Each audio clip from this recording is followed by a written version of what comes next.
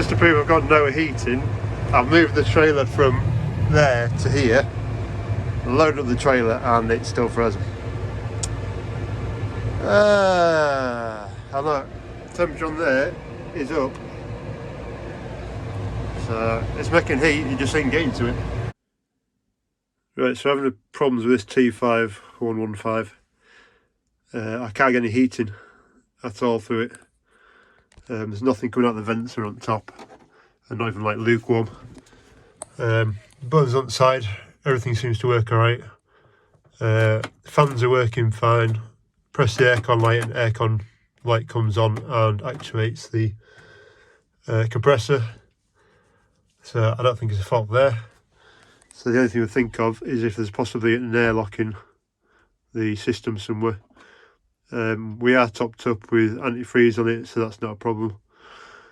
The pipes don't seem to be getting warm because the pipes run from that side of the engine and come across, I think, if I remember right, and then into the cab at this side, on this left hand side you see it. So yeah, we're going to get the dashboard off, which I'm hoping is only these two, and then hopefully it might just lift out, because I can't see any more bolts around it. So yeah, put the steering wheel weight forward and we'll see what we can do then. Right, so it's now the next day. I had to do this morning because last night it was too dark by the time we'd buggered around. So progress so far. Two top screws off, the panel off that was there. Didn't realise there was like another 6 bolts, so there are actually 2 bolts underneath the dash, one there and one down there. And there's also in these 2 corners as well, there's like an L-shaped bracket to bolt it to the floor, so they come out. And it's just a case of giving the whole thing a tug. So we are loose now, but we can't get it past because there's the plastic of the dashboard is getting caught on it, and there's not enough room to get it pulled around this motor. So there's 2 options. I'll take the dash apart and hopefully that gives enough room, or motor off. And looking at what might be the easier, Bossman reckons that that's going to be easier, so his tractor, I shall do as he says, which is unusual for me. So there's 1 bolt there, and then wiper arm comes off, and the wiper's only held on with a bolt there, so whip him off, it should come out.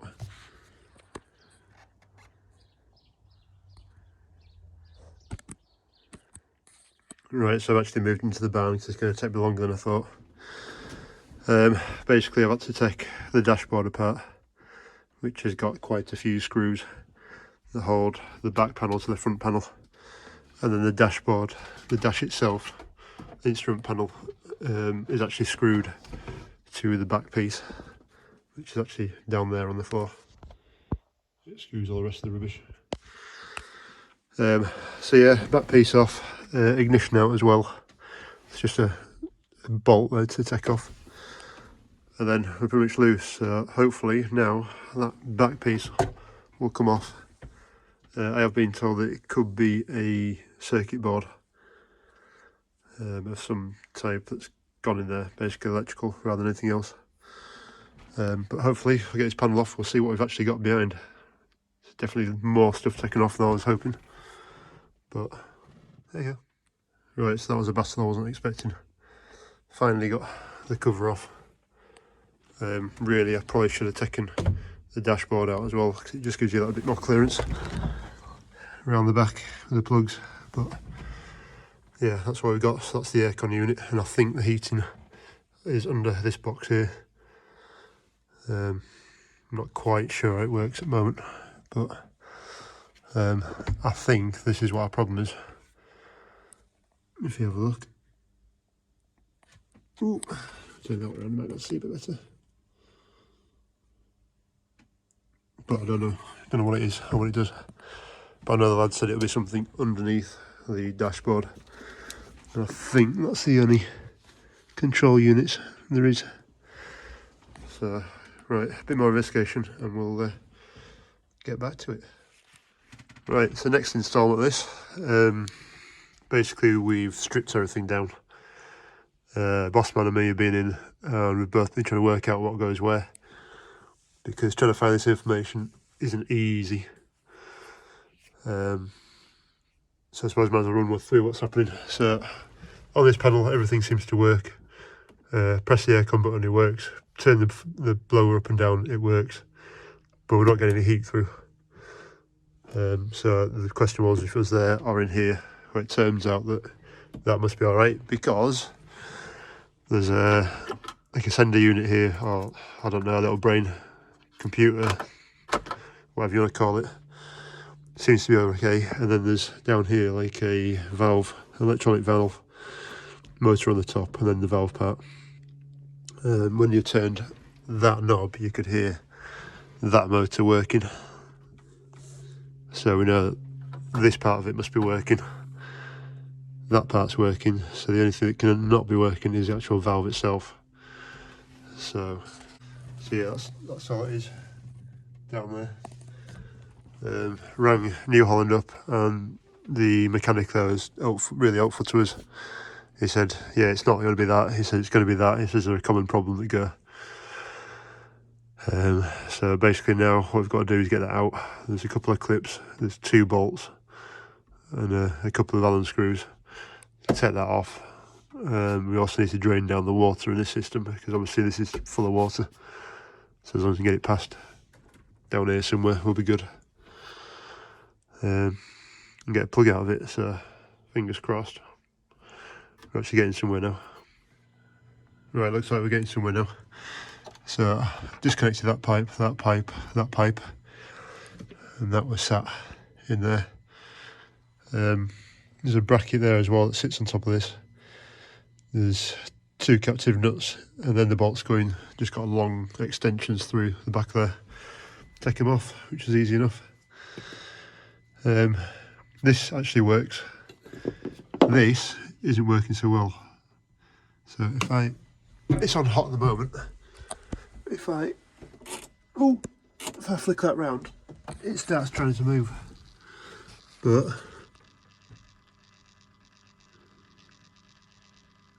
don't know how well you'll see, but it's not actually turning. It's actually oscillating backwards and forwards.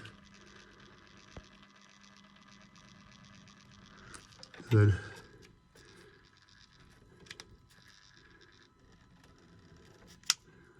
yeah, basically I think worm gear's gone inside the motor. So that looks like it's the cause of the problem. So all this apart just for that little motor. So I'll try that again if I can. Oh, good job on 6'2". So it's now trying to move.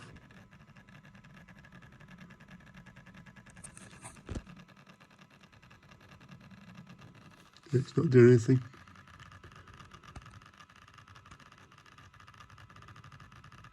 So that looks like that's it.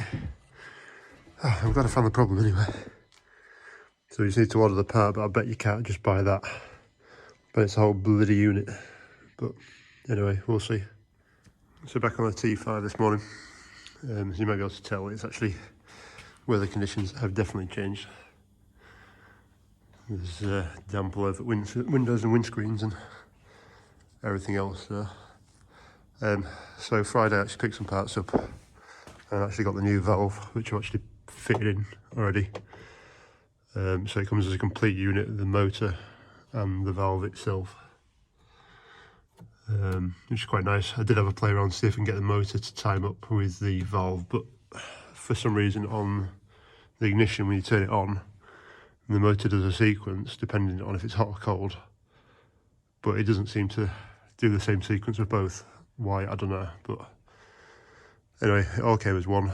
So I spent about an hour and a half trying to fit it, and these like banjo bolt jobs are a right pain in the ass.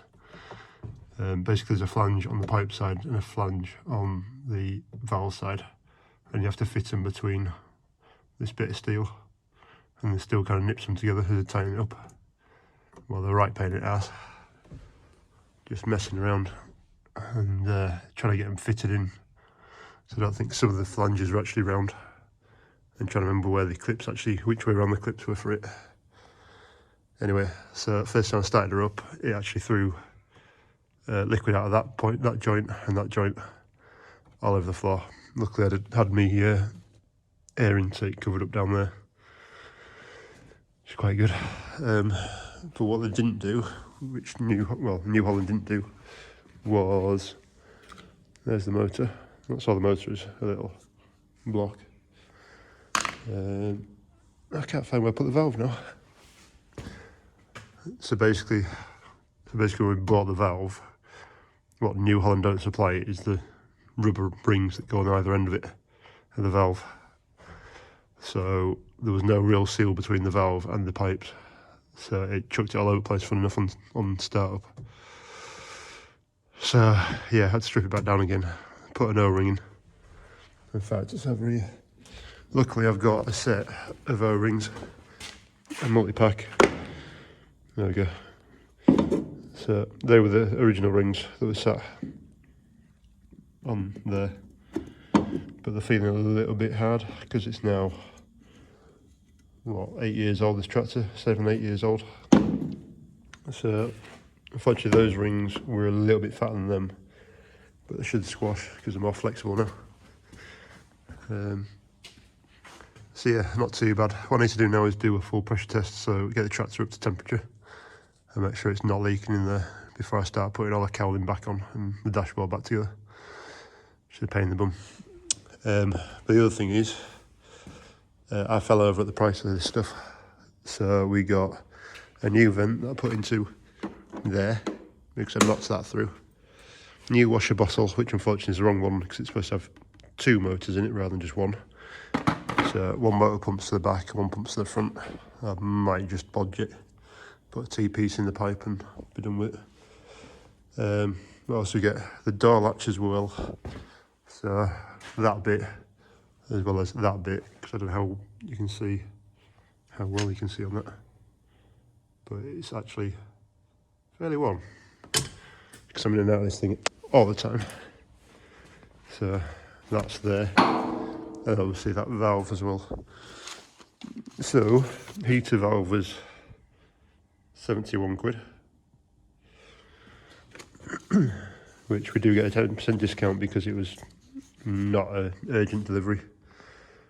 The door lock itself was 120 quid, or 108 quid. And it says timing belt was 1200 hours, which I don't think's right. I don't think it's timing belt, I think that's fan belt. And then the vent for the dashboard is 28 quid. Reservoir at back's 38, which isn't too bad. And plate striker was 26, so plate striker is that bit. So yeah, a few hundred quid gone with that one. And if you want to see what screen bottle was like, that was it. It just falls to pieces. So apparently that's a known problem, and that valve's a known problem. So, right, let's get putting it back together.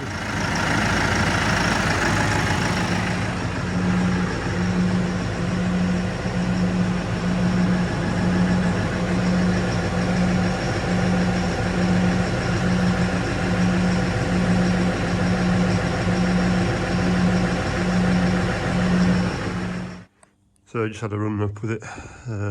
I've had it running for about half an hour. Got up to temperature. Res flat out, heating full on, fans full on. So these pipes are, you can touch them but you can't hold on to them. So, and everything, well, nothing seems to have weeped, which is good. I still don't like how that sits in there. But it's tight up on the other side. It's not a very good design. I don't think they are. So we're getting somewhere now. The dashboard is back together. Did have a slip up, but there's a little lug on this plastic that fits into the other plastic. So I just had to redo that, but it's as strong as it was before. This is back in as well. Bolted up. There is some Velcro down this side. There's like 3 blobs, but they're useless. But it does actually feel better than before. There are two L brackets down in the floor here, if you'd ever to check it out. I can't remember if I've mentioned it before. 2 bolts under here, 2 bolts at the top, and that takes that off. And there's a whole host of bolts here. And every different size of torque setting screws you can think of. I think there's 3 torques, and then there's obviously a posi. And there's actually an Allen key as well for the 2 top bolts. In fact, I need to do those 2 top bolts before I get too far. Washer's back in place now. Wiper's back. Ooh. Right, so the wiper's back in place as well. There's a metal cover, and then a bolt on there. They only need to be nipped up, they don't have to be too tight. This side there's a washer, there's a plastic cover, there's a plastic nut, then there's like a screw on plastic protector, then your arm, and then there's a lock washer, and a bolt in there to go as well. And that's back on. I just need to put that little cap over the top, flip my arm, and that just clips on over there. I'll leave it out for the time being. I'll set it off and make sure I've actually got it in the right place, and it's not supposed to be on that side. I think it's supposed to be on that side. But so yeah, getting there, not done too bad. Side panels are all back on as well. I'll kill myself. Tell you what, this is faded as well quite badly now. It's a bit annoying. But so yeah, we've just got to put electrics back into the motor, put the plastic cover back on the motor, and that's about it. It is still damp in here because this is where the antifreeze kind of leaked out the other day, which is annoying. But yeah, then I can go give her a proper try. Right, so last little bit, near enough. It's a plastic shell that goes on the outside of the motor. Everything I've had has been covered in this little bit of dust, real fine stuff. Even where the vents are up here, they've been covered in this dust. It just doesn't seem to be caught by the filters. I don't know. Well, we are on clay, so. But yeah, that's about it for this project. Just hasn't been too bad actually. We were a bit worried about stripping all this down, but it was fairly self-explanatory. And as long as you know where your screws go, it's not too bad. Saying that, I've actually got 2 screws less than we started. I now definitely put one into another hole, and I've still got the little foot plates to do yet that are down there. So yeah, just tighten them up, foot plates back in, and job's a carrot. Brush that down. Right, so we're done. Everything's back together. Covers on, dashboard's back together, windscreen wipers back together. I did actually use one of these bolts down here in the floor because before we bought it, obviously someone's been into here and lost one of the bolts. The bracket that was down there wasn't even fastened on, and the screw that's under there had actually been, the thread had been damaged on the captive nut. So I tapped that out, put a new bolt down there, and then what we've had here is an Allen key head. I think that's actually some furniture screws that we seem to have a bag out here of, so just not cut them down and put a washer behind it, just on the sides. I would have put them on the top as well, but you kind of, when it's going to be bright times, you just end up with a glint off them, which can be really annoying. So at least down the sides it shouldn't be too bad. But apart from that, yeah, we're all done. Doesn't look too bad now. Would I do it again? Yeah, it's not too much of a problem. It's more of a faff trying to remember where the screws go. Difficulty is like probably, what, 4 out of 10. It's just a little bit tricky trying to get stuff to stay together and pulling bits off, and yeah, but on the whole it wasn't too bad, especially now I know what I'm doing. So right, any questions, just put them in comments below and I'll try and answer them. Good luck, cheers.